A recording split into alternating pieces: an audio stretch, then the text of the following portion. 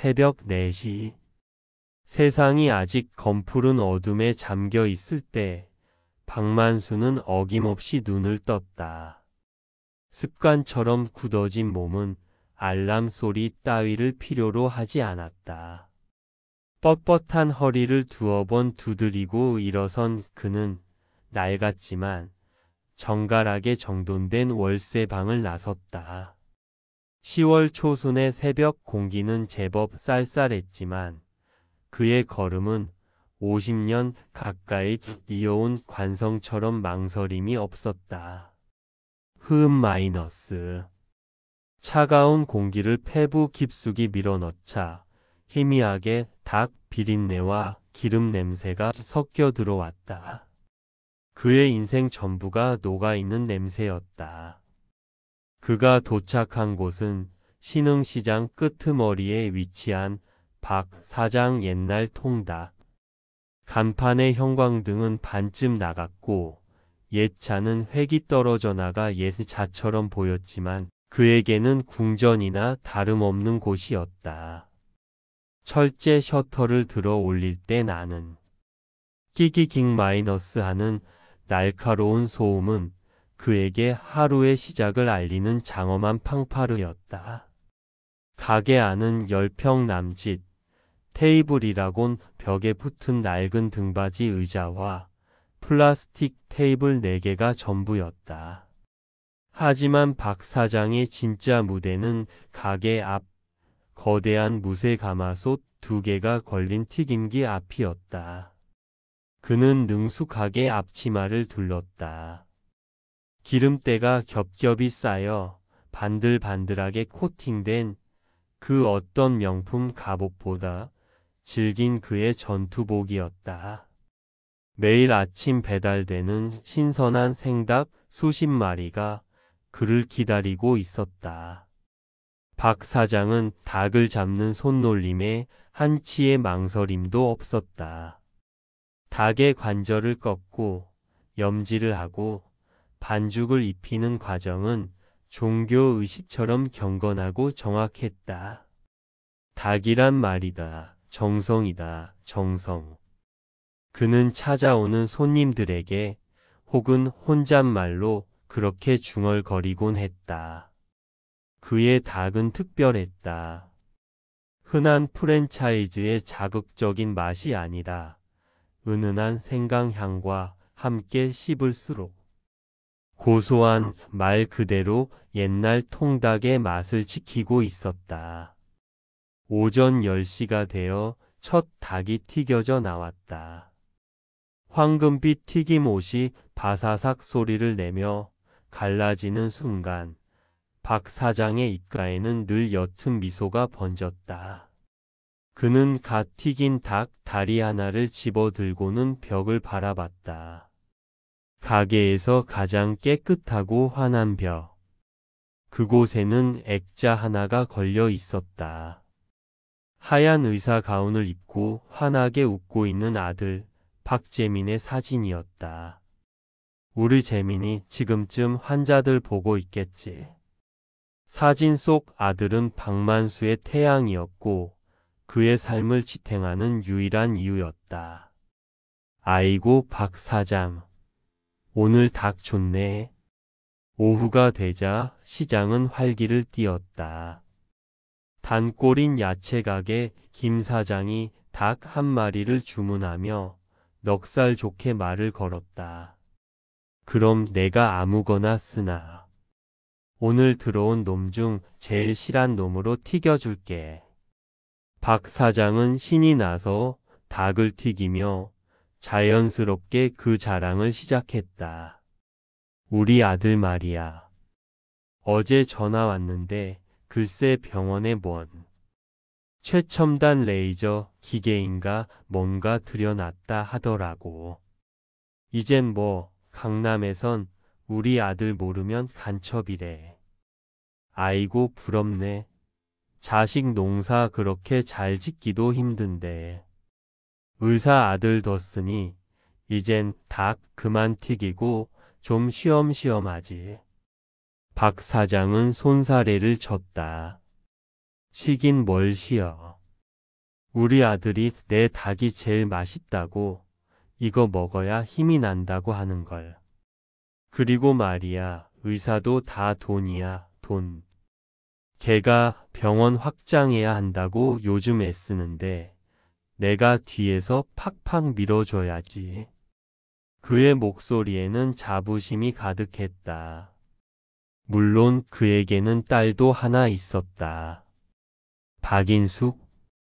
간호사로 일하는 딸은 아빠, 오빠는 그만 좀 밀어주고 아빠 몸이나 챙겨.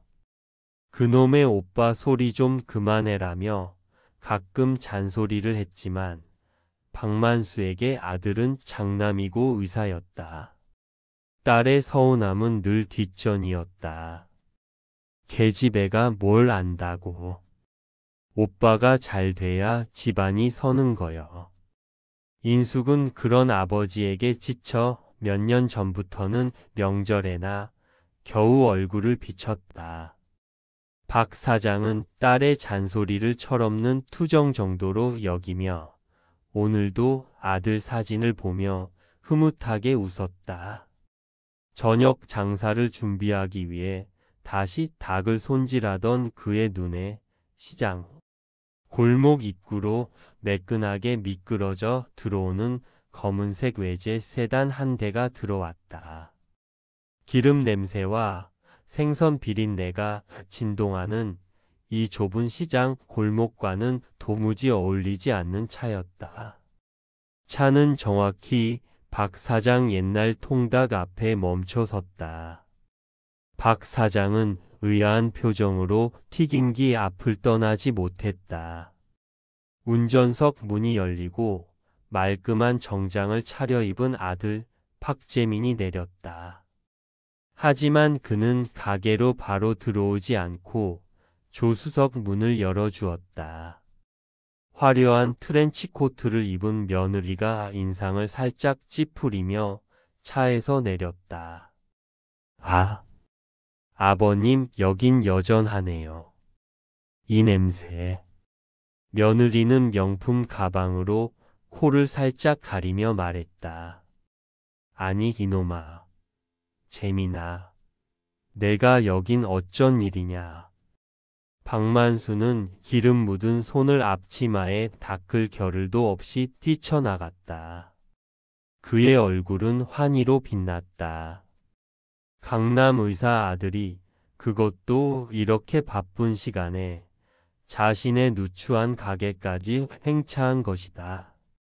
아버지 일단 들어가시죠. 손님들 보는데. 박재민은 주변을 두리번거리며 아버지의 등을 떠밀어 가게 안으로 들어섰다. 며느리는 이미 가장 깨끗해 보이는 의자를 골라 앉아 핸드백에서 물티슈를 꺼내 테이블을 꼼꼼하게 닦고 있었다. 아이고 이게 누구야? 우리 아들 며느리. 밥은 먹었어? 내가 금방 닭 한 마리 기가 막히게 튀겨줄게. 박만수는 흥분을 감추지 못하고 가마솥으로 달려갔다. 아버님 괜찮아요. 저희 저녁 약속 있어서 금방 가봐야 해요. 며느리가 날카로운 목소리로 그를 제지했다. 아, 그래? 바쁜데 왔구나. 그럼 음료수라도. 아버지. 박재민이 아버지의 말을 끊었다. 그의 목소리는 낮고 빨랐다. 드릴 말씀이 있어서 왔어요. 중요한 얘기예요. 순간 가게 안의 공기가 무겁게 가라앉았다. 박만수의 들뜬 마음도 차분해졌다. 그는 앞치마를 풀어내고 아들 부부의 맞은편에 앉았다. 기름 냄새가 배인 작업복과 아들의 값비싼 정장이 극명한 대조를 이루었다. 무슨 일인데 그래. 박재민은 헛기침을 한번 하고는 며느리를 쳐다봤다. 며느리가 가방을 무릎 위에 올려놓고 입을 열었다. 아버님, 재민 씨가 지금 병원을 확장하려고 해요. 아시죠? 그럼 알지. 우리 아들이 아주 그냥 병원장이잖아, 병원장.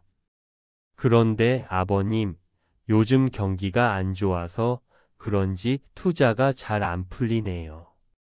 강남은 워낙 쟁쟁한 사람들이 많아야죠. 그래서 말인데, 아버님이 재민 씨를 좀 도와주셔야겠어요. 박만수의 표정이 굳어졌다. 도와달라는 말은 언제나 돈과 동의어였다. 내가 뭘 어떻게 나야 닭 팔아서 하루 버는 사람인데. 아버지. 박재민이 답답하다는 듯 목소리를 높였다. 제가 지금 아버지한테 닭값 달라는 걸로 들으세요? 그런 차원이 아니잖아요. 재민 씨, 그렇게 말하지 말고. 며느리가 남편을 말리고는 다시 부드러운 표정으로 박만수를 바라봤다. 아버님, 재민 씨가 지금 강남에 괜찮은 5층짜리 꼬마 빌딩을 하나 봐둔 게 있어요. 거기를 인수해서 1층부터 5층까지 전부 S-라인 클리닉으로 채울 거예요. 아시아 최고의 미용 클리닉으로 만들 계획이에요. 박만수는 그 규모를 상상할 수도 없었다. 5층짜리 건물이라니. 그래서 말인데요, 아버님. 저희가 돈이 조금 부족해요. 한 10억 정도. 그래서 아버님이 가지고 계신 그 예금이랑 또 이 가게 보증금까지 싹싹 긁으면. 뭐라고? 박만수는 귀를 의심했다. 평생 모은 돈이었다. 아들 대학 보내고 결혼시키고 병원 개업할 때 보태주고도 악착같이 모은 그의 노후 자금이자 마지막 자존심이었다. 아니 이 사람들아. 그걸 다 내놓으라는 게 그게 말이 되나. 그럼 나는 뭘 먹고 살라고. 아버지 섭섭하게 왜 그러세요. 박재민이 버럭 소리를 질렀다. 제가 아버지 돈 떼먹는데요. 병원 건물 사서 제 이름으로 해놓으면 그걸로 담보 대출도 받고 병원 확장하고 돈 벌면 아버지 지금처럼 닭 튀기게 안 한다고요. 강남에 아파트 사드리고 매일 호텔 뷔페 드시게 해드린다는데 왜 그걸 못 믿으세요? 재민아, 그래도 이건. 그때 며느리가 결정타를 날렸다. 아버님, 사실은요. 재민 씨가 아버님 이름으로 투자를 받으려고 하니까 절차가 너무 복잡해요. 신용조회다 뭐다.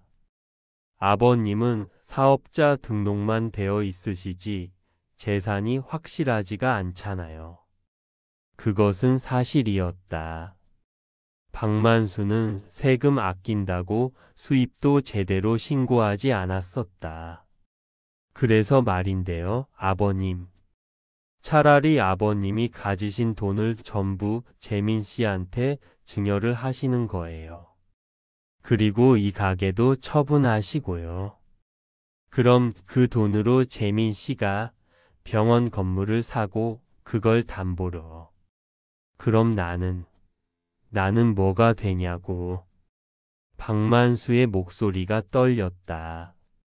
아들이 자신을 빈털터리로 만들려 한다는 사실이 믿기지 않았다.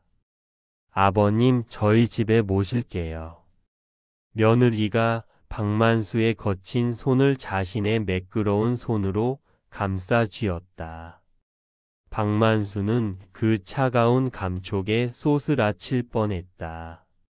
재민 씨랑 저랑 아버님 평생 호강시켜 드려야죠. 이제 기름 냄새 맡지 마시고 깨끗한 집에서 편하게 쉬세요. 저희가 다 알아서 할게요. 박재민도 거들었다. 아버지, 저 못 믿으세요? 아버지가 평생 저 하나 보고 사셨잖아요. 제가 아버지 배신하겠어요? 제 아들, 그러니까 아버지 손주 얼굴 봐서라도 그러겠어요. 손주라는 말에 박만수의 마음이 흔들렸다. 그는 아들 내외가 돌아간 후 가게에 홀로 앉아 밤을 치새웠다. 내 아들이다.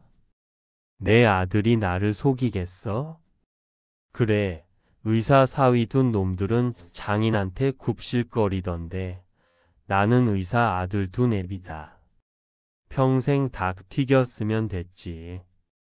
이젠 좀 쉬고 싶기도 하다. 수만 가지 생각이 그의 머릿속을 스쳐 지나갔다. 그는 벽에 걸린 아들의 사진을 바라봤다. 하얀 가운을 입은 아들은 여전히 환하게 웃고 있었다. 그래, 저 미소를 지키기 위해서라면 못할 게 없었다. 다음 날 박만수는 은행으로 가 자신의 이름으로 된 모든 통장을 해지했다. 며칠 뒤 박 사장 옛날 통닭 가게 앞에는 임대문이라는 종이가 나붙었다. 그는 50년 된 무쇠 가마솥을 마지막으로 닦으며 눈시울을 붉혔다. 모든 것이 속전속결로 진행됐다. 박만수의 전 재산은 아들 박재민의 통장으로 들어갔고 박재민은 그 돈으로 강남의 5층짜리 건물을 계약했다.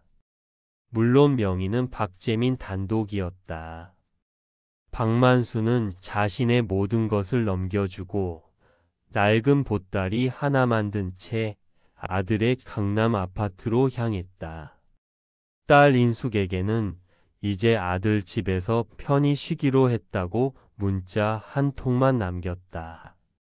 인숙에게서 아빠, 그게 무슨 소리야? 라며 전화가 빗발쳤지만 그는 받지 않았다. 아들의 집은 궁궐처럼 넓고 화려했다. 현관에서 거실까지 가는데도 한참이 걸렸다. 아버님, 이 방 쓰세요.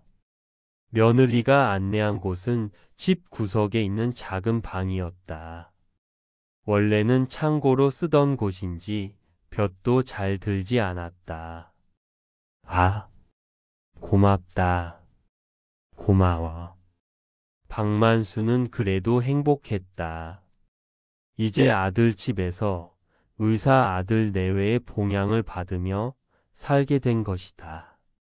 짐을 푸는 박만수에게 며느리가 물 한 잔과 작은 약병 하나를 들고 왔다.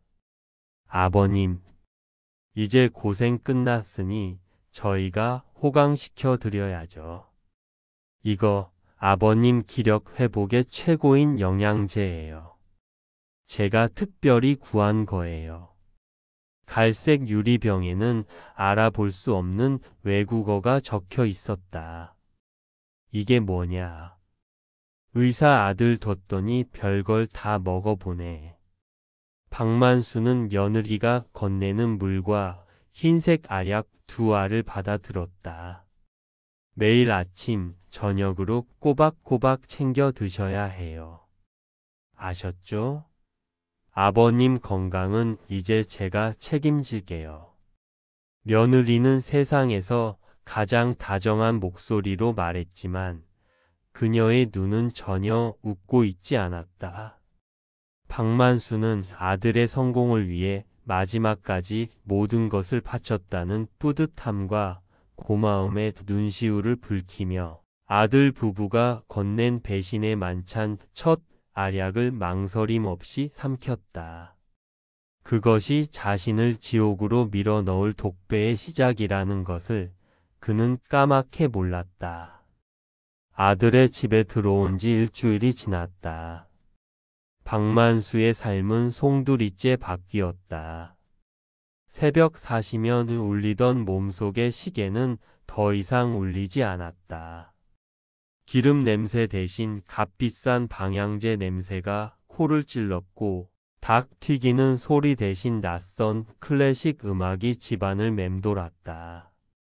그는 볕이 들지 않는 작은 방, 며느리가 아버님 방이라 정해준 그곳에서 대부분의 시간을 보냈다. 처음 며칠은 이게 호강이구나 싶었다. 평생 일만 하던 몸이 쉴 수 있다는 사실이 어색하면서도 달콤했다.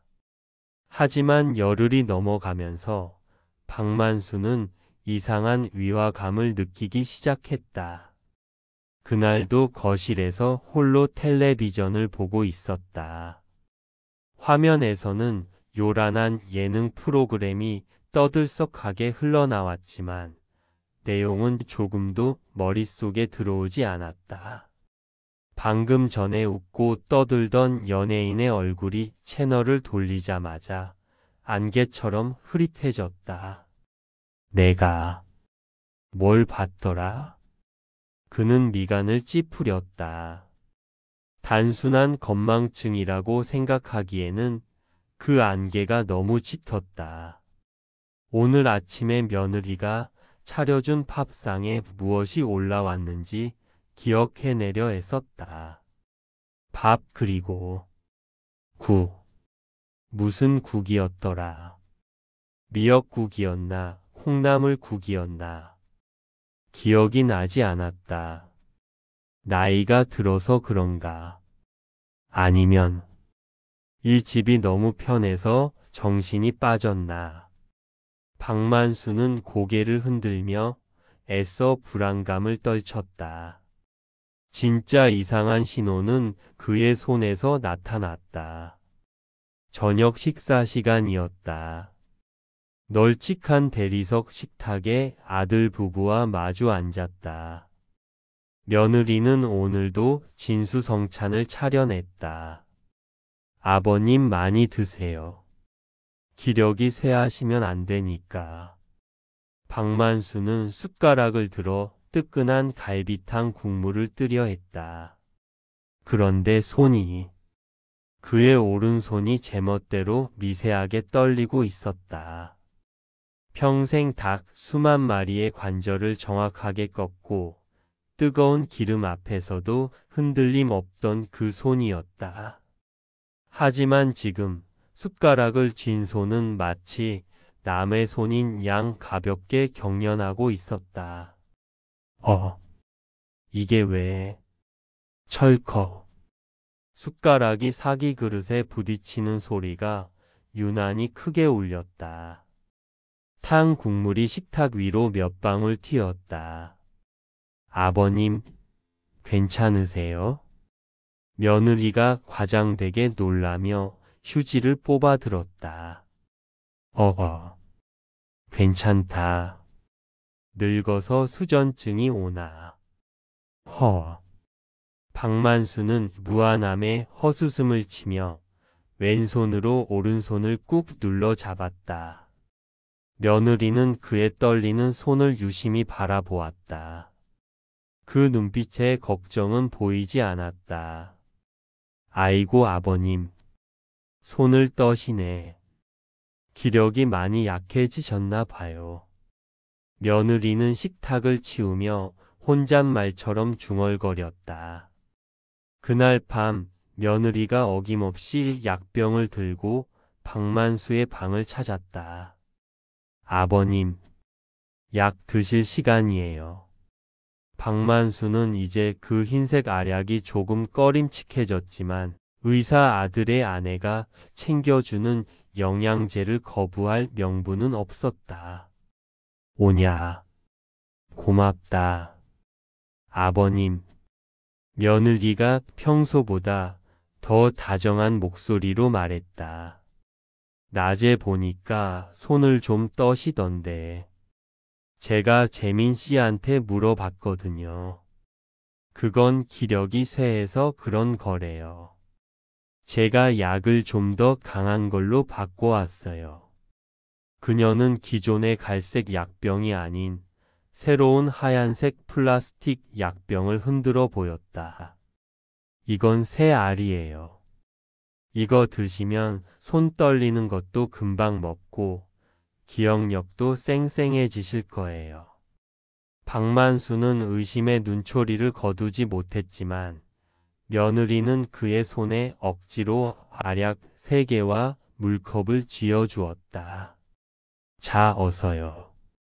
박만수는 마지못해 3개의 알약을 목구멍으로 넘겼다. 쓴맛이 유난히 오래 남았다. 그리고 다음 날부터 안개는 더 짙어졌다. 그는 거실 소파에 앉아 있다가 자신이 왜 여기 나와 앉아 있는지 잊어버렸다. 화장실에 갔다가 볼일을 보지 않고 그냥 나오기도 했다. 무엇보다 박 사장 옛날 통닭의 닭 염지법이 기억나지 않았다. 생강, 마늘, 간장, 그리고 뭐였지? 50년 동안 몸에 새겨졌던 기억의 구멍이 뚫린 것이다. 박만수는 극심한 공포에 휩싸였다. 그때 딸 인숙에게서 전화가 걸려왔다. 박만수는 비틀거리며 겨우 전화를 받았다. 아, 인숙이냐? 아빠, 목소리가 왜 그래? 무슨 일 있어? 오빠네 집 편해? 내가 몇 번을 전화했는데.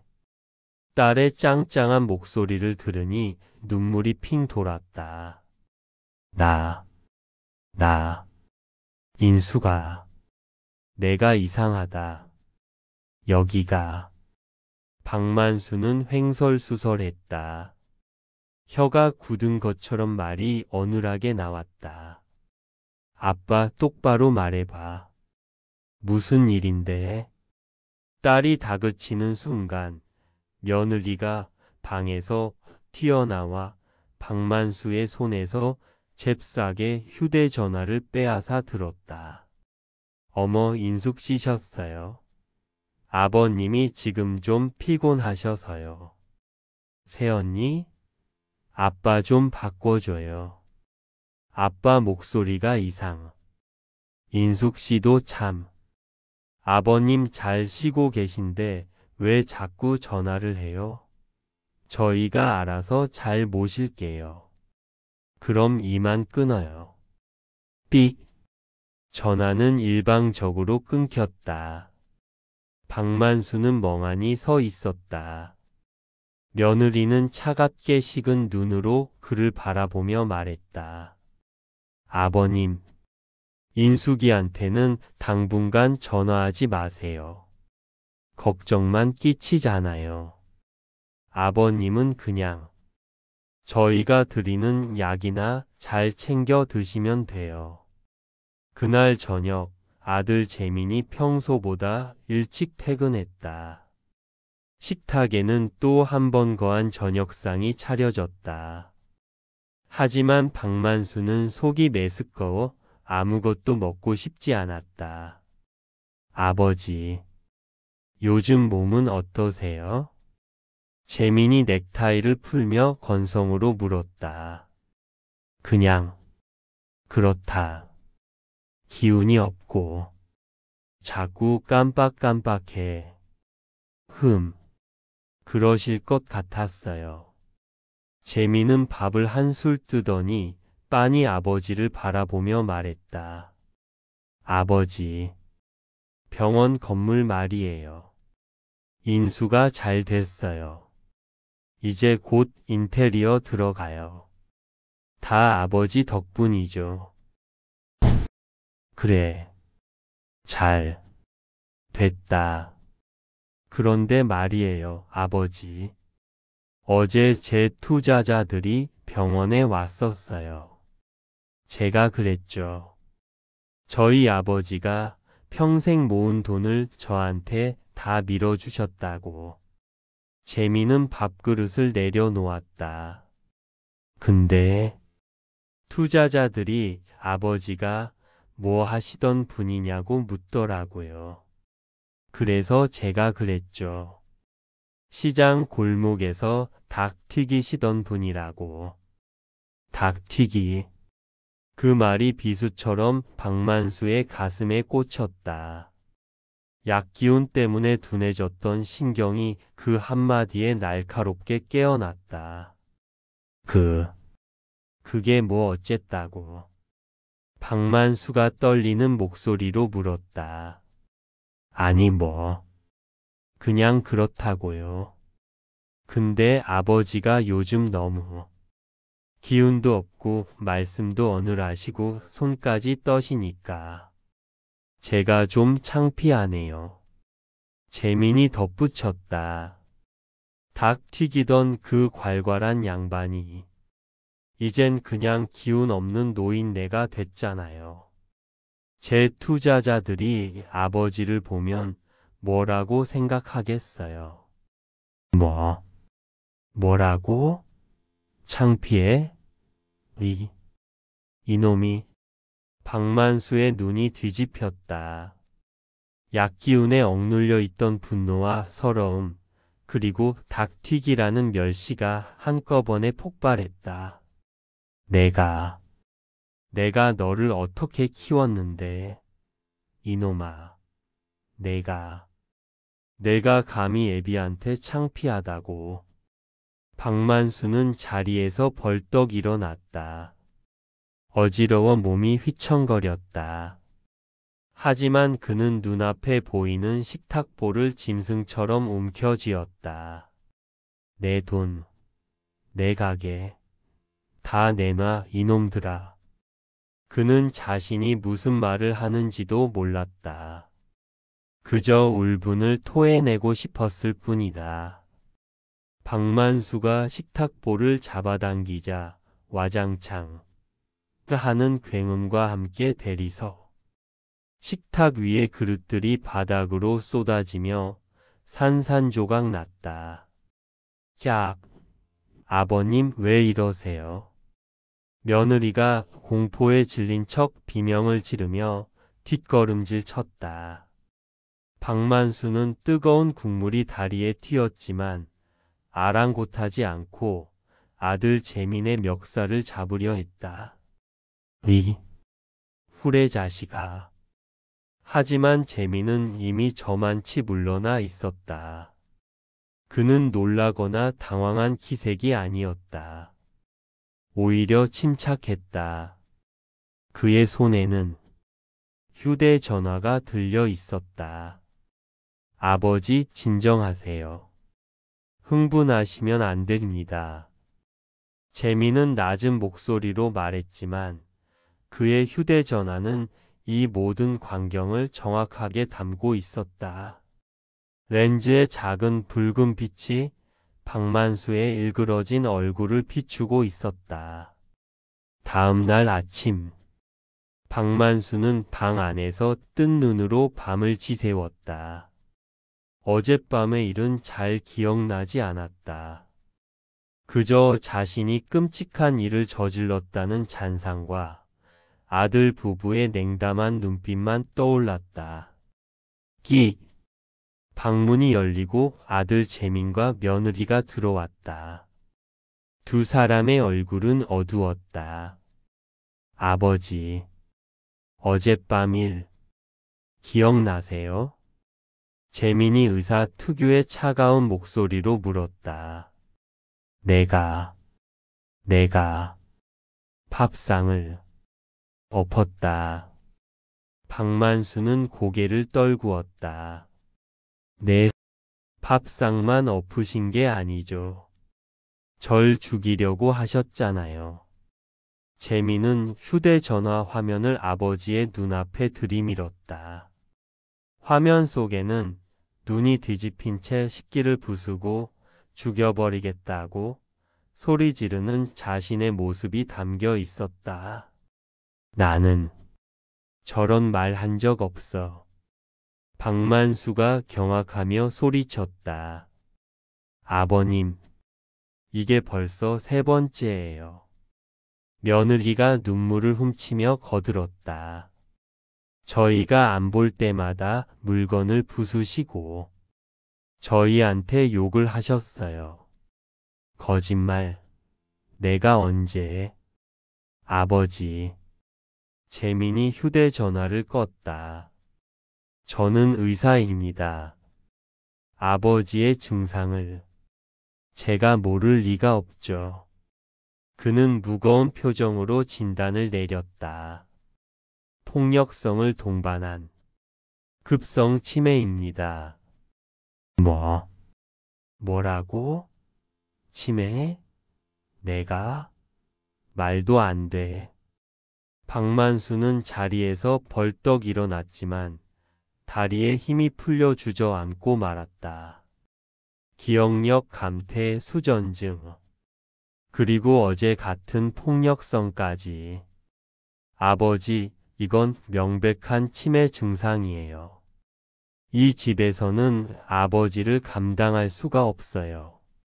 저와 제 아내 그리고 제 아들까지 위험해요. 아니다. 나는 치매가 아니야. 재민아, 아빠 좀 봐라. 나 멀쩡해. 아버님, 저희도 이러고 싶지 않았어요. 며느리가 울먹이며 말했다. 저희가 아버님을 위해 정말 좋은 곳을 알아봤어요. 시니어 힐링 센터라고. 공기 좋은 강원도에 있는 곳이에요. 거기서 전문적인 치료를 받으시면. 싫어. 안 가. 나는 아무 데도 안 가. 박만수가 발버둥 쳤다. 그때 현관 초인종이 울렸다. 재민은 말없이 현관으로 나갔다. 잠시 후 건장한 체격의 남자 2명이 방 안으로 들어섰다. 병원 관계자라고 하기에는 그들의 눈빛이 너무 험악했다. 아버지, 죄송합니다. 다 아버지를 위해서입니다. 재민이 아버지를 외면하며 말했다. 재민아, 안 돼. 이놈들아, 이거나 놓으라고. 박만수는 필사적으로 저항했지만 양팔이 붙들린 채 질질 끌려 나갔다. 며느리는 아버님, 죄송해요 라고 흐느끼며 아들의 팔짱을 꼈다. 그는 신발도 제대로 신지 못한 채 낯선 흰색 봉고차에 던지듯 태워졌다. 차는 미동도 없이 강남의 아파트 단지를 빠져나갔다. 나는 치매가 아니다. 나는 억울하다. 박만수는 차창을 두드리며 울부짖었지만 약기운이 다시 온몸을 감쌌다. 그의 의식은 점점 흐려졌다. 얼마나 달렸을까? 차가 멈추고 문이 열렸다. 박만수의 눈에 들어온 것은 힐링센터라는 이름과는 어울리지 않는 잿빛의 낡은 건물과 높은 철창이었다. 강원도 시니어 힐링센터. 녹슨 간판이 그를 비웃는 듯 했다. 나는 치매 아니야. 내 아들이 의사야. 박만수가 마지막 힘을 다해 소리쳤다. 차가운 표정의 간호사가 다가와 그의 엉덩이에 주사기를 깊숙이 찔러 넣었다. 여기 들어오는 노인네들은 다 그렇게 말해요. 푹 주무시고 나면 괜찮아질 거예요. 안 돼. 박만수의 눈이 서서히 감겼다. 그의 손에서 평생의 자부심이었던 닭 튀김 냄새 대신 지독한 알코올 소독약 냄새가 났다. 그가 평생 일군 모든 것이 무너져 내린 순간이었다. 지독한 소독약 냄새와 곰팡이 냄새가 섞여 코를 찔렀다. 박만수가 억지로 눈꺼풀을 들어 올렸을 때 가장 먼저 보인 것은 얼룩덜룩한 천장이었다. 몸은 천근만근 무거웠고 정신은 짙은 안개 속을 헤매는 듯 했다. 일어났어요. 밥 먹어요. 무뚝뚝한 목소리와 함께 누군가 그의 팔을 거칠게 잡아 끌어일으켰다. 박만수는 끙 하는 신음과 함께 상체를 일으켰다. 그의 눈앞에 펼쳐진 광경은 지옥이었다. 자신이 누워있던 곳은 낡은 쇠 침대였고 방 안에는 그와 똑같은 침대가 10여 개가 더 들어차 있었다. 넋이 나간 노인들이 하나같이 초점 없는 눈으로 허공을 응시하고 있었다. 강원도 시니어 힐링센터. 어젯밤, 아니 며칠 전인지도 모를 그날의 기억이 조각처럼 떠올랐다. 아들의 배신, 며느리의 거짓 눈물, 그리고 자신을 끌고 가던 험악한 사내들의 얼굴. 나는 치매가 아니야. 박만수가 쉰 목소리로 중얼거렸다. 시끄러워요. 여기 있는 양반들 다 자기는 치매 아니라고 해. 점심 식판을 던지듯 내려놓은 간병인이 퉁명스럽게 쏘아 붙였다. 식판에는 멀건 국과 정체를 알 수 없는 나물 반찬, 그리고 밥이 전부였다. 박만수는 숟가락을 들 힘도 없었다. 하지만 그는 살아야 했다. 이 지옥에서 나가 모든 것을 되돌려야 했다. 그는 밥을 입안에 억지로 밀어 넣었다. 그 순간 지난 몇 주간 자신을 괴롭혔던 약기운과는 또 다른 종류의 혼미함이 느껴졌다. 아들네 집에서 먹었던 영양제는 머릿속에 안개를 끼게 하고 손을 떨리게 했다. 하지만 이곳의 약은 달랐다. 이곳의 약은 그냥 사람을 짐승처럼 잠들게 만들었다. 매일 아침과 저녁, 간호사들은 환자들에게 예외 없이 주사를 놓거나 약을 입에 털어 넣었다. 거부하는 노인은 침대에 꽁꽁 묶인 채 강제로 약을 투여당했다. 박만수는 며칠간 그들을 관찰했다. 그리고 깨달았다. 아들과 며느리가 자신에게 먹인 약은 자신을 치매 환자로 만들기 위한 독약이었다.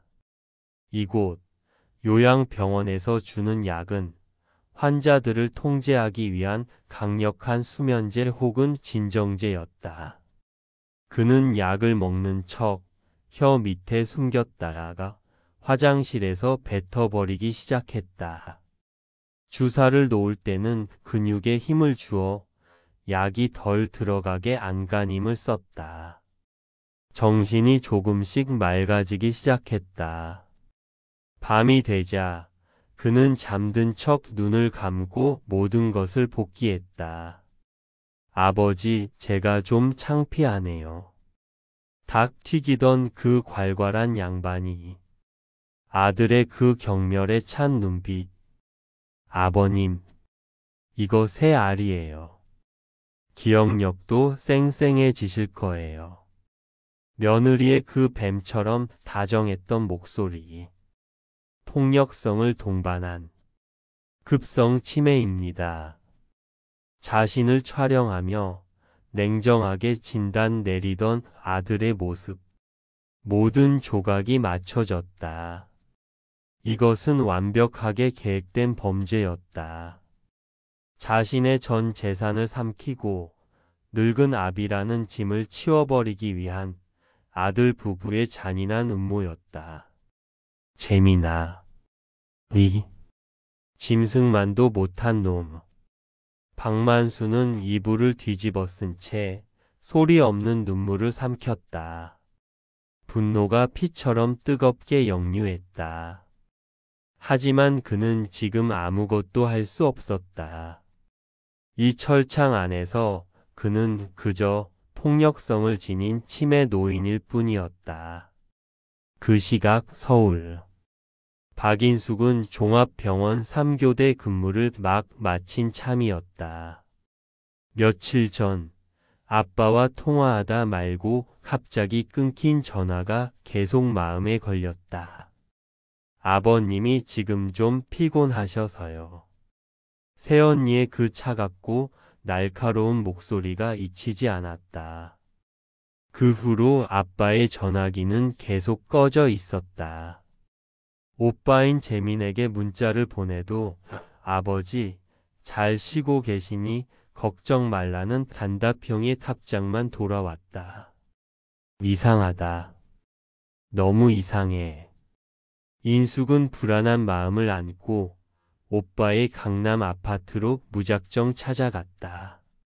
어머 아가씨, 웬일이세요? 연락도 없이. 새언니가 문을 열어주었지만 표정은 조금도 반갑지 않았다. 아빠 어딨어요? 아빠 좀 뵈러 왔어요. 어머 어쩌나. 아버님 지금 여기 안 계신데. 네? 그게 무슨 소리예요? 오빠 집에 모신다고 했잖아요.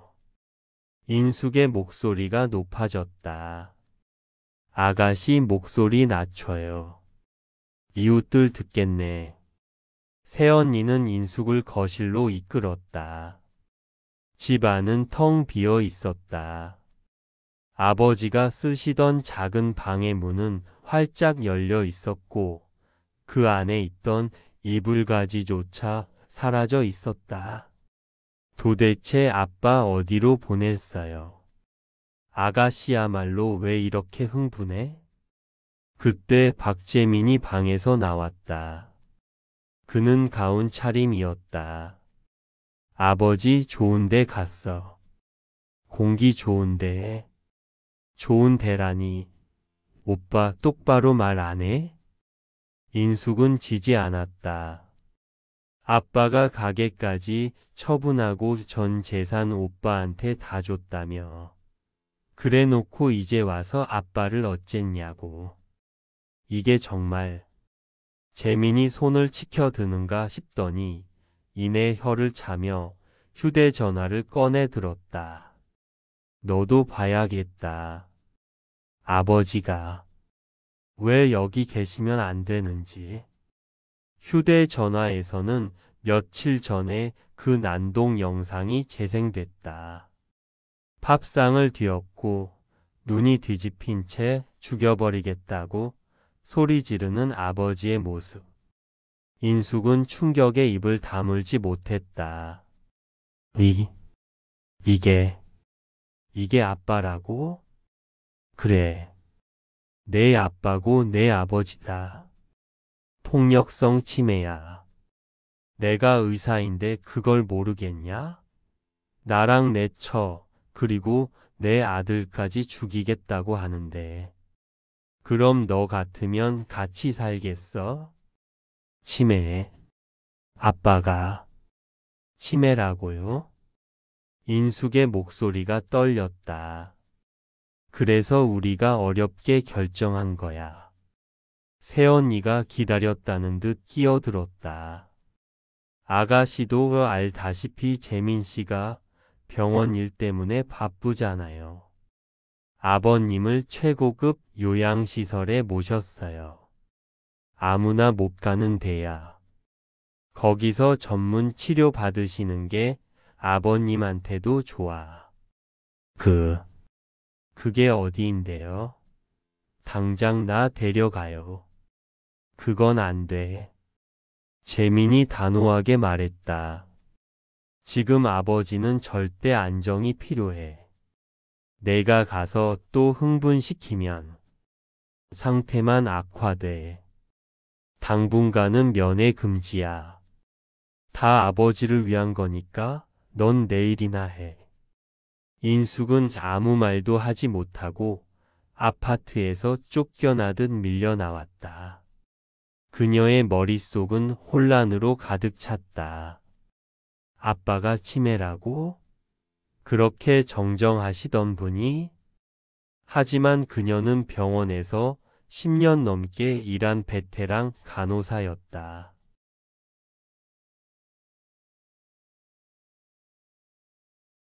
아니야. 뭔가 이상해. 오빠 부부의 태도는 아버지를 걱정하는 자식의 태도가 아니었다. 그들의 눈에는 귀찮은 짐을 치워버린 듯한 후련함이 묻어 있었다. 치매는 갑자기 오지 않아. 특히 저런 폭력성은. 인숙은 곧장 은행으로 달려갔다. 아버지의 주민등록번호를 대고 혹시나 하는 마음에 계좌를 조회했다. 아니나 다를까 아버지의 모든 계좌는 한 달 전 박재민의 이름으로 전액 이체된 후 해지되어 있었다. 밥상을 엎기 한참 전이잖아. 인숙의 온몸에 소름이 돋았다. 이건 계획된 거야. 오빠가 아빠를 그렇게 만든 거야. 그녀는 병원에 휴직계를 냈다. 그리고 아버지를 찾기 시작했다. 시니어 힐링센터 노블케어. 홈 좋은 곳이라는 이름이 붙은 전국의 요양시설이란 요양시설은 전부 뒤졌다. 하지만 박만수라는 이름의 환자는 없었다. 그래, 바보처럼. 오빠가 자기 이름으로 입원시켰을 리가 없지. 인숙은 뒷조사 업체를 고용할까 생각했지만 이내 고개를 저었다. 돈도 돈이지만 그들이 오빠인 박재민을 이길 수 있을 리 없었다. 그녀는 전략을 바꿨다. 강원도. 공기 좋은 곳. 새언니가 무심코 흘린 말을 단서로 그녀는 강원도 일대의 요양병원과 요양원을 샅샅이 뒤졌다. 그리고 마침내 한 곳을 찾아냈다. 강원도 시니어 힐링센터. 인터넷 후기에는 한번 들어가면 아무도 못 나오는 곳, 지옥의 문이라는 끔찍한 별명들이 붙어 있었다. 인숙은 심장이 얼어붙는 것 같았다. 그녀는 다음 날 자신의 모든 간호 경력이 적힌 이력서를 들고 그곳을 찾아갔다. 안녕하세요. 여기서 간병인 구한다고 해서 왔는데요.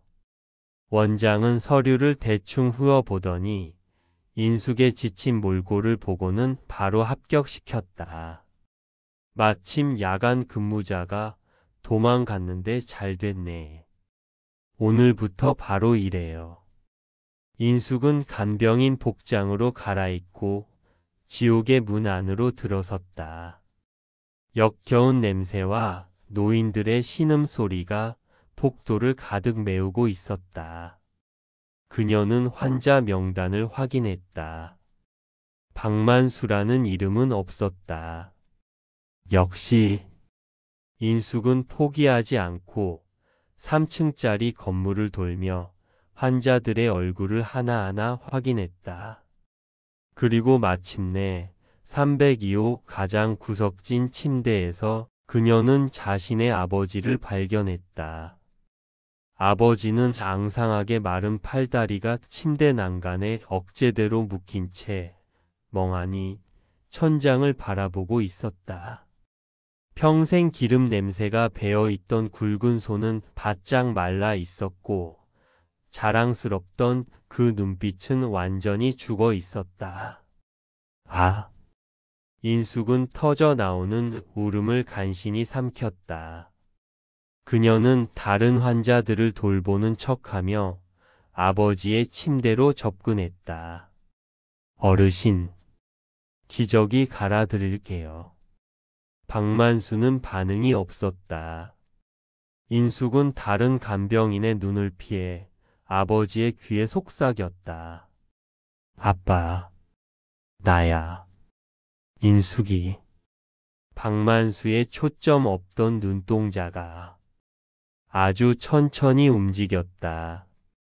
그는 딸의 얼굴을 알아보는데 한참의 시간이 걸렸다. 인수가 거의 들리지 않는 목소리. 눈물이 아버지의 깡마른 뺨을 타고 흘러내렸다. 아빠, 조금만 참아. 내가 꺼내줄게. 인숙은 눈물을 흘릴 시간이 없었다. 그녀는 재빨리 아버지의 팔을 걷어붙였다. 팔뚝은 온통 주삿바늘 자국으로 시퍼렇게 멍들어 있었다. 아빠, 내 말 잘 들어. 지금부터 아빠는 연기를 해야 해. 인숙은 몰래 챙겨온 비타민 주사액을 아버지의 정맥에 연결했다. 이건 진정제 아니야. 영양제야. 정신 차려. 박만수의 눈에 희미하게나마 생기가 돌아왔다. 저놈들이 나한테 약을 먹였어. 알아. 나 다 알아, 아빠. 인숙은 아버지의 손을 굳게 잡았다. 그녀의 눈은 더 이상 슬픔이 아닌 차가운 분노로 불타고 있었다. 아빠, 지금부터 아빠는 이 병원에서 가장 지독한 치매 환자 연기를 해야 해. 내가 증거를 다 모을 때까지. 알았지? 그녀는 아버지의 팔에서 몰래 체열을 했다. 이 피로 약물 성분 검사를 할 것이었다. 우린 나갈 거야. 그리고 박재민 그 인간 내 손으로 지옥에 쳐넣을 거야. 딸의 차가운 선언과 함께 부녀의 지옥 같은 반격이 시작되고 있었다. 지옥의 밑바닥에도 한 줄기 빛이 들자 인간은 다시 일어설 힘을 얻었다. 박만수에게 그 빛은 딸 인숙이었다. 다음 날부터 박만수는 완전히 다른 사람이 되었다. 딸이 몰래 갈아치운 영양제 덕분에 머리는 날카롭게 깨어났지만 그의 행동은 정반대로 흘러갔다. 그는 강원도 시니어 힐링센터에서 가장 지독하고 악랄한 치매 환자가 되기로 결심했다. 밥 줘. 그는 새벽부터 새 침대를 발로 걷어차며 소리를 질렀다. 간병인이 식판을 가져다 주면 그는 멀건 국을 손으로 획 엎어버렸다. 이게 밥이냐? 닭고기 내놔. 튀긴 닭. 그는 자신의 과거, 닭이라는 단어에 집착하는 연기를 시작했다. 나는 닭이다. 꼭 기어. 복도를 걸어 다니며 닭 울음소리를 내는 그를 보며 다른 간병인들은 혀를 찼다. 아이고, 저 영감. 어제까진 얌전하더니 아주 제대로 미쳤네. 박인숙은 그런 아버지를 전담 마크했다. 어르신, 박만수 어르신, 이러시면 안 돼요. 옷 입으셔야죠. 인숙은 소란을 피우는 아버지를 휠체어에 태워 구석진 상담실이나 목욕탕으로 데려갔다. 다른 이들의 눈을 피할 수 있는 유일한 장소였다. 문이 잠기자마자 박만수의 광기 어린 눈빛은 차갑고 냉철하게 돌아왔다. 인수가, 아빠 말 아껴. 시간 없어. 인숙은 아버지의 옷을 갈아입히는 척하며 품속에서 작은 종이와 펜을 꺼냈다. 아빠, 여기 위임장이야. 아빠의 모든 법적 권한을 나한테 넘긴다는 거. 여기에 떨리는 손으로 겨우 서명한 것처럼 써야 해. 박만수는 50년간 닭을 썰던 손에 힘을 주었다가 풀었다. 그는 일부러 글씨를 빗뚤뱉뚤하게 마치 금방이라도 숨이 넘어갈 듯한 필체로 박만수 세 글자를 적어 내렸다. 됐다. 좋아. 인숙은 그 종이를 재빨리 유니폼 안주머니에 숨겼다. 그리고 아버지의 귓가에 속삭였다. 아빠, 내가 저번에 뽑아간 피 검사 결과 나왔어. 그녀의 목소리가 얼음장처럼 차가워졌다. 예상대로야. 아빠 몸에서. 정식 처방으로는 절대 나올 수 없는 강력한 신경이완제가 검출됐어. 파킨슨병 증상을 유도하고 단기 기억 상실을 일으키는. 박재민 그 인간이 쓴 게 틀림없어. 박만수의 눈에서 불꽃이 튀었다. 그놈을 당장. 아직 아니야. 증거가 더 필요해. 인숙은 아버지의 입에 억지로 물을 밀어 넣었다. 아빠, 오늘은 더 미친 사람처럼 굴어야 해. 저녁에 원장실에 불을 지르겠다고 난동 피워. 내가 아빠를 말리는 척하면서 원장실 컴퓨터에 접근할게. 박만수는 고개를 끄덕였다. 그의 가슴 속에서 아들을 향한 배신감은 이미 차가운 복수심으로 굳어지고 있었다. 닭튀기라고 자신을 모욕했던 아들, 자신을 짐승처럼 이곳에 가둔 아들의 얼굴을 떠올렸다. 그래, 재민아. 내 아비가 내 놈을 잡기 위해 기꺼이 미친 닭이 되어주마. 그 시각 강남 S-라인 클리닉. 아들 박재민의 상황은 최악으로 치닫고 있었다. 아버지를 치우고 5층짜리 건물을 손에 넣었을 때만 해도 그는 세상을 다 가진 것 같았다. 하지만 현실은 달랐다. 병원을 무리하게 확장하면서 끌어다 쓴 사채의 이자가 눈덩이처럼 불어나고 있었다. 원장님, 지난달 레이저 키길리스 비용 미납되셨습니다. 박 원장, 투자금 회수할 거니까 당장 내 돈 내놔. 엎친 데 덮친 격으로 그가 야심차게 시술했던 VIP 환자에게서 심각한 부작용이 나타났다. 내 얼굴 물어내. 이 돌팔이 의사놈아. 병원 로비는 매일같이 소송을 하겠다는 환자들과 빚쟁이들로 아수라장이었다. 여보, 어떻게 좀 해봐요. 이러다 우리 다 망하겠어. 집에 돌아오면 며느리가 그를 들들 볶았다. 시끄러워. 내가 알아서 해. 재민은 머리를 쥐어뜯었다. 그에게 남은 것은 빚더미에 올라앉은 텅 빈 건물뿐이었다. 아버지를 속여 빼앗은 돈은 이미 공중으로 사라진 뒤였다. 아버지가 숨겨둔 돈이 더 있을지도 몰라. 며느리가 악독한 목소리로 속삭였다.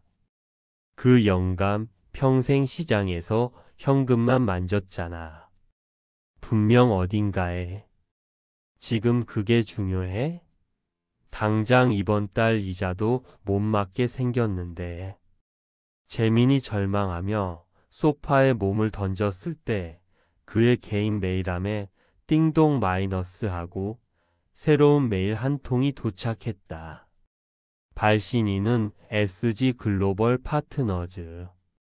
싱가포르에 본사를 둔 해외 투자 자문 회사였다. 메일의 내용은 간단했다. 박재민 원장 귀하. 귀하의 S-라인 클리닉이 보유한 선진 미용 기술과 강남 소재의 건물 가치를 높이 평가함. 우리는 귀하의 병원을 아시아 뷰티 허브로 만들고자 하며 이에 병원 지분 전량 인수를 제안함. 박재민은 자신의 눈을 의심했다. 이게 뭐야? 그는 떨리는 손으로 답장을 보냈다. 관심이 있다. 답장은 즉시 돌아왔다. 좋다. 우리는 신속한 거래를 원한다. 인수 금액은 현재 귀하의 모든 부채를 청산하고도 남을 금액을 제시하겠다. 단 조건이 있다. 이 거래는 절대 비밀로 붙여져야 하며 일주일 뒤 우리의 수석 투자 고문이 직접 방문하여 계약을 마무리할 것이다. 그 전까지 어떤 잡음도 발생해서는 안 된다. 박재민의 심장이 미친 듯이 뛰기 시작했다. 부채 전액, 청산? 이것은 동아줄이었다. 지옥에서 내려온 구원의 손길이었다. 여보, 우리 살았어. 싱가포르에서 투자가 들어온대. 그는 며느리를 끌어안고 환호성을 질렀다. 그 SG 글로벌 파트너즈라는 유령 회사가 딸 박인숙이 병원 휴직금과 아버지의 남은 비상금을 털어 급조한 페이퍼 컴퍼니라는 사실은 꿈에도 모른 채였다. 요양병원에서의 마지막 밤. 박인숙은 아버지의 병실에서 마지막으로 증거를 수집하고 있었다. 지난 몇 주간 그녀는 간호사라는 직위를 이용해 강원도 시니어 힐링센터의 모든 비리를 손에 넣었다. 박만수의 미친 닭 연기는 대성공이었다. 그가 원장실 앞에서 불을 지르겠다며 난동을 피우는 사이 인숙은 원장 컴퓨터에 잠입해 아버지의 입원 기록을 빼돌렸다. 박만수가 아닌 김철식이라는 가명으로 입원되어 있었고 보호자는 박재민으로 명시되어 있었다. 환자 동의 없는 불법 감금의 완벽한 증거였다. 또한 이곳 요양병원이 박재민의 S-라인 클리닉과 뒷거래를 하고 있었다는 장부까지 확보했다. 재민이 환자들을 불법 시술하는데 필요한 향정신성 의약품을 이 요양병원 원장이 빼돌려 공급하고 있었던 것이다. 모든 준비는 끝났다. 인숙은 야간 근무를 핑계로 아버지를 휠체어에 태웠다. 아빠, 오늘 밤에 나가야 해. 인숙아. 박만수가 앙상한 손으로 딸의 손을 잡았다. 그냥 나가지 말고 저놈들 다 불 질러버리면 안 되겠냐. 그의 목소리는 한으로 가득 차 있었다. 아니. 인숙이 단호하게 고개를 저었다. 그렇게 쉽게 끝내면 안 되지. 아빠. 박재민은 자기가 가진 걸 전부 다 제 발로 바치게 만들어야 해. 그리고 자기가 무슨 짓을 했는지 가장 높은 곳에서 가장 낮은 곳으로 떨어지면서 깨닫게 해야지. 딸의 눈은 아버지보다 더 차갑게 불타고 있었다. 두 사람은 간병인 복장과 환자복 차림으로 요양병원의 가장 취약한 시간인 새벽 4시. 박만수가 평생 닭을 튀기기 위해 일어나던 바로 그 시각. 비상 계단을 통해 지옥의 문을 유유히 빠져나왔다. 일주일 뒤 S-라인 클리닉 계약 당일. 박재민과 그의 아내는 몇 달 만에 가장 환한 얼굴로 병원 로비를 서성이고 있었다. 모든 빚쟁이는 일주일만 기다려 달라고 설득해둔 상태였다. 여보, 옷 괜찮아? 넥타이 삐뚤어지지 않았어? 당신이야말로 화장 너무 진한 거 아니야? 싱가포르 사람들은 수수한 거 좋아한대. 두 사람은 초조하게 손을 비볐다. 오전 10시 정각. 병원 입구로 검은색 최고급 세단 한 대가 미끄러지듯 들어섰다. 박재민 부부는 허리가 부러져라 90도로 고개를 숙였다. 오셨습니까? 환영합니다. 차의 뒷문이 천천히 열렸다. 가장 먼저 내린 사람은 검은색 정장을 입은 중년의 남자였다. 그는 인숙이 고용한 베테랑 변호사였다. 안녕하십니까? SG 글로벌 파트너즈의 법무팀장입니다. 변호사가 악수를 청하는 둥 마는 둥 하더니 다시 차 문을 향해 깍듯하게 고개를 숙였다. 저희 수석 투자 고문님을 모시겠습니다. 박재민 부부는 숨을 죽였다. 도대체 얼마나 대단한 거물이길래. 그들은 다시 한번 90도로 허리를 숙였다. 차 안에서 누군가 천천히 내렸다. 구두가 아닌 낡았지만 깨끗하게 닦인 운동화가 먼저 땅을 밟았다. 그리고 휠체어 하나가 펼쳐졌다. 박재민은 의아함에 고개를 살짝 들었다. 휠체어에 앉아있는 사람은 말끔하게 이발하고 값비싼 실크 환자복이 아닌 맞춤 정장을 차려입은 하지만 너무나도 익숙한 박만수였다.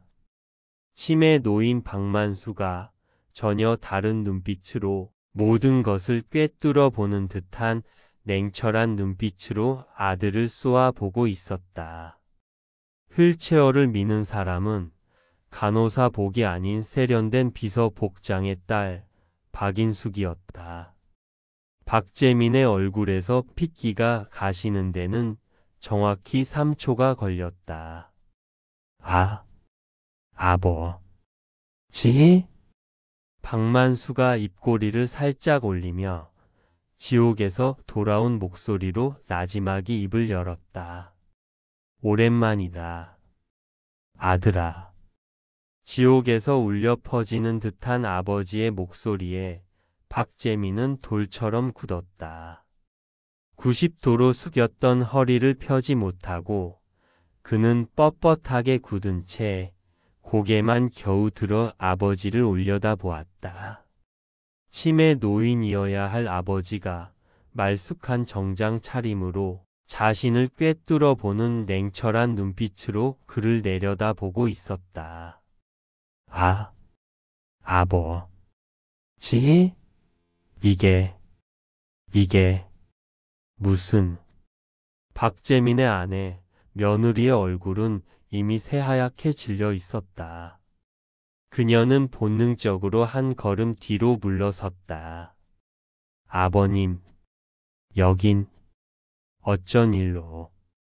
그때 휠체어를 밀고 있던 박인숙이 앞으로 나섰다.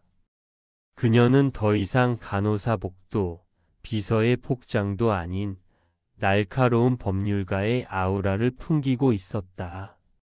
오빠. 아니 박재민 원장. 인숙의 목소리는 병원 로비의 차가운 대리석 바닥처럼 울렸다. 계약서에 서명할 준비는 됐어? 계약서? 박재민은 그제야 SG 글로벌 파트너즈의 변호사를 쳐다봤다. 변호사는 말없이 서류 가방을 열었다. 자, 잠깐. 인숙이 내가 왜 저 사람들하고? 인숙은 피식 웃음을 터뜨렸다. 그 웃음에는 경멸이 묻어 있었다. 투자? 싱가포르 투자자 말이야? 그녀는 변호사가 내민 서류 뭉치를 받아들었다. 오빠는 평생 아빠 등골만 빼먹고 살더니 세상 물정도 그렇게 몰라? SG 글로벌 파트너즈? 그런 회사는 없어. 뭐라고? 이게 뭔지 알아? 인숙이 서류를 박재민의 얼굴 앞에 흔들었다. 이건 병원 지분 전량 인수 계약서가 아니야. 이건 내가 이 병원 건물을 담보로 끌어다 쓴 모든 사채 목록이야. 박재민의 눈동자가 지진이라도 난 듯 흔들렸다. 아, 그리고 인숙이 로비 밖을 향해 손짓했다. 내가 그 사채업자들 전부 불렀거든. 내가 오늘 싱가포르 투자금으로 모든 빚을 청산한다고. 다들 마지막 만찬을 즐기러 오셨네. 말이 끝나기 무섭게 병원의 자동문이 요란하게 열렸다. 박재민, 돈 갚아. 오늘이 마지막 날이라고 했지. 내 돈 내놔. 그동안 박재민이 피해 다녔던 모든 빚쟁이와 사채업자들이 인숙이 터트린 정보를 듣고 약속이라도 한 듯 한꺼번에 몰려든 것이다. 아, 안 돼. 이게 무슨... 박재민은 순식간에 아수라장이 된 로비 한복판에서 외마디 비명을 질렀다. 그는 빚쟁이들에게 둘러싸여 순식간에 코너로 몰렸다. 여보, 어떻게 좀 해봐. 며느리가 남편의 옷자락을 붙잡고 절규했다. 그때 인숙이 천천히 그들 곁으로 걸어왔다. 그녀는 빚쟁이들을 손짓으로 조용히 시킨 뒤 박재민의 눈앞에 또 다른 서류철을 펼쳐 보였다. 오빠, 만찬을 즐기기엔 아직 메인 요리가 남았지. 인숙이 서류를 한 장 한 장 바닥에 뿌렸다. 이건 오빠가 아빠한테 먹인 불법 약물 성분 분석표. 존속상의 증거야. 팔랑. 종이 한 장이 며느리의 발등에 떨어졌다. 이건 아빠를 김철식이라는 가명으로 강원도 시니어 힐링센터에 불법 감금한 입원 기록. 아, 보호자 서명란에 박재민 이름이 아주 선명하더라. 박재민은 숨을 쉬는 것조차 잊은 듯 했다. 그리고 이건 더 재밌어. 인숙은 마지막 서류철을 열었다. 그 안에는 요양병원 원장과 박재민이 주고받은 입출금 내역이 빼곡했다. 오빠가 그 지옥 같은 요양병원 원장이랑 향정신성 의약품 빼돌린 장부. 마약류 관리법 위반. 이건 의사 면허 취소는 물론이고 징역도 아주 길게 나오겠네. 며느리는 그 자리에 주저앉아 버렸다. 박재민은 모든 것을 잃었다는 것을 깨달았다. 그는 미친 사람처럼 인숙에게 달려들려 했다. 하지만 그의 손이 인숙에게 닿기도 전에 묵직한 손이 그의 어깨를 가로막았다. 병원 로비 입구에 언제부터 서 있었는지 모를 경찰들이 나타났다. 박재민 씨, 그리고 부인 되시는 분. 경찰이 차가운 목소리로 서류철을 넘겨받았다. 존속상해, 불법 감금, 마약류 관리법 위반 혐의로 두 분을 긴급 체포합니다. 철컥. 박재민의 손목에 차가운 수갑이 채워졌다. 그때 며느리가 갑자기 정신이 든 듯 경찰에게 매달렸다. 아니에요. 저는 몰랐어요. 저 사람이 남편이 다 시킨 거예요. 저는 시키는 대로 약만 드렸을 뿐이에요. 그녀는 남편의 등을 가리키며 악을 썼다. 뭐? 이 여자가. 박재민은 자신의 아내마저 자신을 배신하는 광경을 망연자실하게 바라보았다. 그의 눈이 마지막 희망을 찾아 헤매다 휠체어에 앉은 아버지에게 멈췄다. 아버지. 그는 수갑을 찬 채로 아버지의 발밑에 무릎을 꿇었다. 아버지. 아버지. 제가 다 잘못했어요. 제가 미쳤었나 봐요. 아버지. 한 번만 용서해 주세요. 네, 아버지.